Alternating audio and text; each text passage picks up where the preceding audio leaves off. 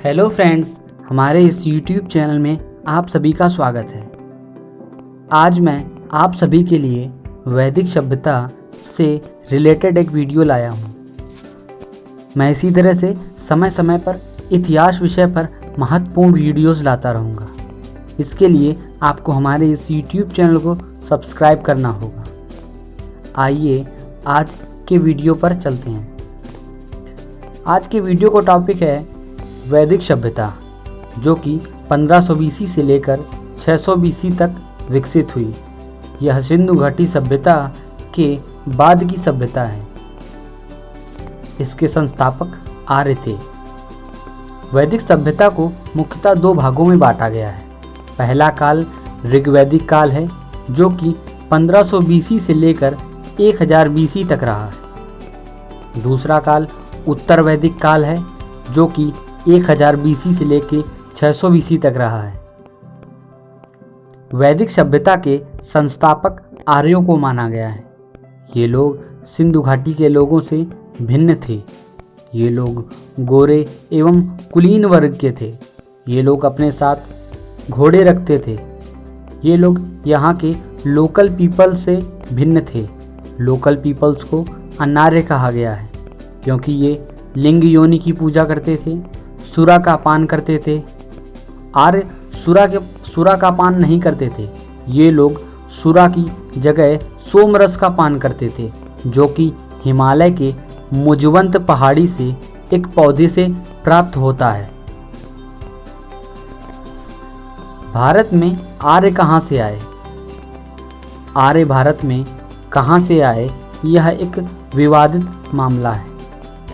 इस पे अनेक लोगों ने अपना अपना मत दिया है।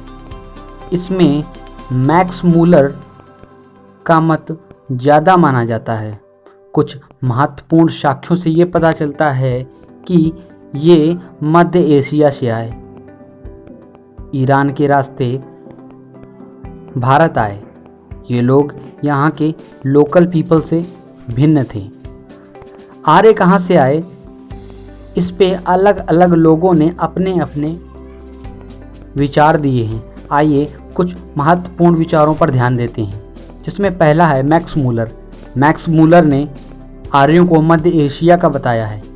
इन्होंने कहा है ये लोग यूरोप एवं एशिया के मध्य यूराल पर्वत के निकट रहते थे। ये ईरान से होते हुए ये भारत आए।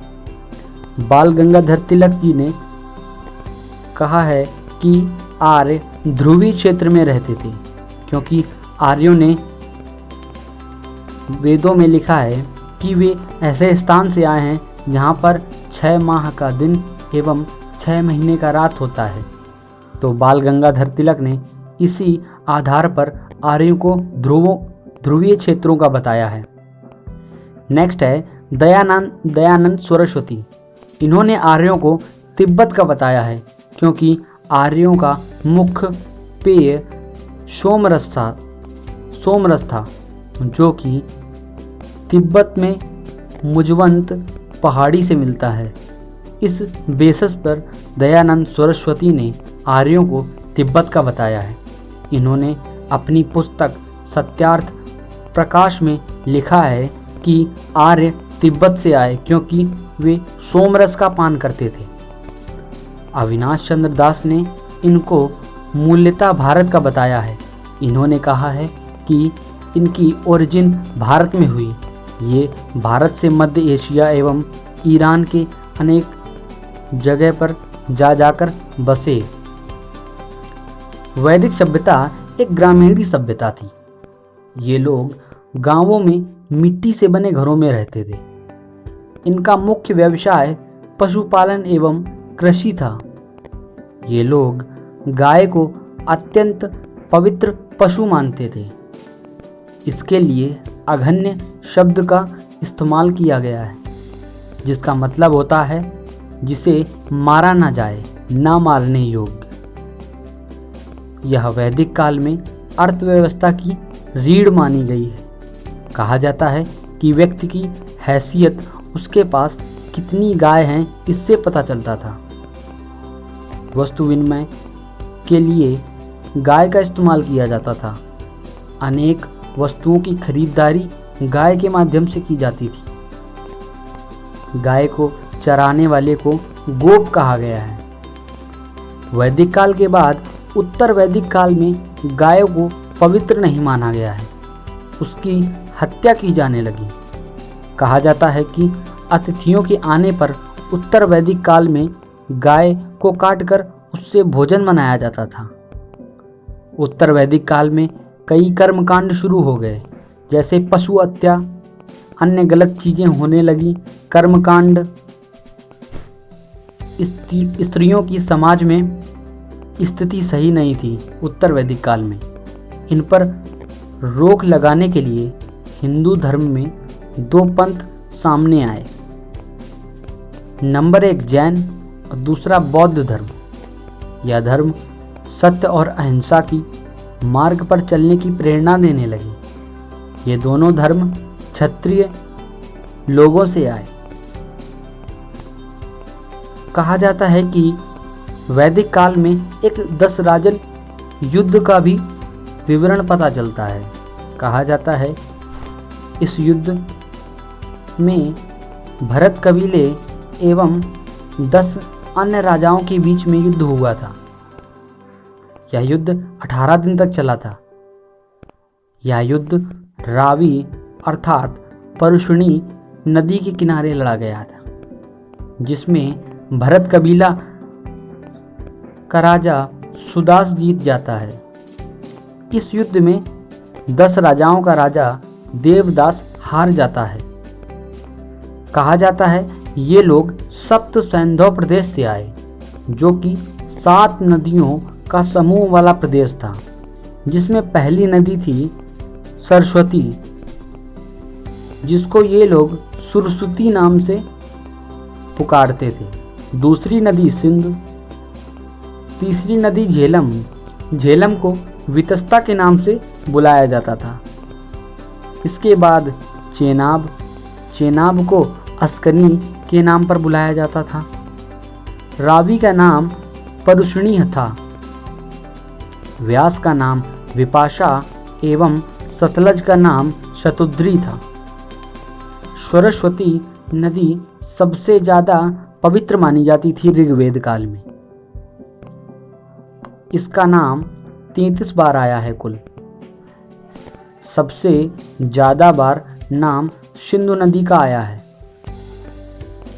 ऋग्वेद में जन का नाम सबसे ज़्यादा 275 बार आया है, जिसका मतलब कबीला होता था। विश का नाम 250 बार आया है। विश का मतलब प्रांत होता था, राज्य होता था। गंगा का नाम 1 बार एवं यमुना का नाम 3 बार आया है। आर्यों ने 4 वेदों का संकलन किया। ये वेद भारोपीय भाषा में संकलित हुए एवं इन वेदों को नालंदा विश्वविद्यालय में रख दिया गया था, परंतु मोहम्मद गौरी का गुलाम बख्तियार खिलजी ने नालंदा विश्वविद्यालय को नष्ट कर दिया था। उसी के साथ ये वेद भी जलकर नष्ट हो गए। इनमें पहला वेद है ऋग्वेद। ऋग्वेद में 1028 मंत्र हैं, जिनको कुल 10 मंडल में रखा गया है। ये वेद 3 भाग में है। पहला भाग है शाकल्य, दूसरा भाग है वास्कल, तीसरा भाग है बालकिल्य। शाकल्य भाग नालंदा विश्वविद्यालय में जलकर नष्ट हो गया था। वास्कल्य एवं बालकिल्य अभी मौजूद हैं। इनमें पूजा कैसे करें एवं कराएं, पूजा के मंत्रों के बारे में पता चलता है। पूजा होता अथवा होत्र वर्ग के लोगों द्वारा कराया जाता था। ये वेद मुनियों के द्वारा संस्कृत भाषा में पंजाब में संकलित किए गए। इसके 3rd मंडल में गायत्री मंत्र का विवरण मिलता है, जो कि सवित्र, सविता, संध्या को समर्पित है, जो कि सूर्य की पत्नी है। कहा जाता है यह मंत्र विश्वामित्र के द्वारा रचा गया था। जो कि सूर्य को सीधे समर्पित ना होकर उनकी पत्नी के माध्यम से उनको समर्पित है। ऋग्वेद में देवताओं में सबसे अधिक बार इंद्र का नाम आया, जो कि कुल 275 बार आता है। इसके बाद वरुण, जो कि जल के देवता हैं, इनका नाम 200 बार आया। अग्नि का नाम 150 बार आया है। दूसरा वेद है सामवेद। यह गीय रूप में है, जिसे गाया जा सकता है। कहा जाता है कि भारत में संगीत की उत्पत्ति इसी वेद के द्वारा हुई, क्योंकि इस वेद को गाया जा सकता है। इसमें कुल 1810 मंत्र दिए हैं, जिनमें 40 अध्याय हैं। इसमें कुल 75 मंत्र इसके खुद के हैं, बाकी ये सारे मंत्र ऋग्वेद से कॉपी किए गए हैं। इसे उद्गाता या उद्गात्र वर्ग के लोग गाते थे। इसमें सूक्तियाँ भी हैं। सूक्तियों का मतलब, जैसे 2 पंक्तियाँ हैं तो पहली पंक्ति का आखिरी वर्ड और दूसरी पंक्ति का आखिरी वर्ड एक दूसरे से मिलता जुलता था। राइमिंग वर्ड्स थे, इनको सूक्तियाँ कहा जाता है। तीसरा वेद है यजुर्वेद। यह यजुष शब्द से आया है। यजुष का मतलब गद्य एवं पद्य दोनों होता है। यजुर्वेद के 2 भाग हैं। पहला शुक्ल यजुर, यह पद्य में है। इसमें 1603 मंत्र हैं, जिनमें 99 सूक्तियाँ हैं। इसको कुल 20 भागों में रखा गया है। यजुर्वेद का दूसरा भाग कृष्ण यजुर है, या गद्य के रूप में लिखित है, जो कि 20 भागों में विभक्त है। इसमें यज्ञ के विधि विधान के नियम, यज्ञ कुंड एवं यज्ञ से संबंधित चीज़ों का विवरण है। इसे अर्धुर्व वर्ग के लोगों के द्वारा गाया जाता था। ऋग्वेद, सामवेद, यजुर्वेद आपस में समान हैं। इन तीनों वेदों को एक साथ वेद त्रय भी कहा जाता है। इसके बाद अथर्ववेद आता है, जो कि चौथा एवं अंतिम वेद है। इसे अथर्वा मुनि के द्वारा रचा गया। इसमें लगभग 6000 मंत्र हैं। यह सबसे बड़ा वेद है। इसमें 731 सूक्तियां हैं। इसको सबसे बाद में रचा गया।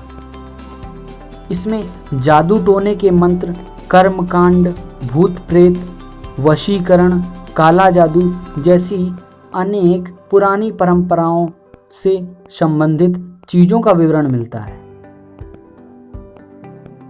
रामायण, जो कि हिंदू धर्म का महाकाव्य है, इसकी रचना वाल्मीकि के द्वारा की गई। वाल्मीकि जी के बारे में कहा जाता है कि ये पहले एक रत्नाकर नाम के डाकू थे।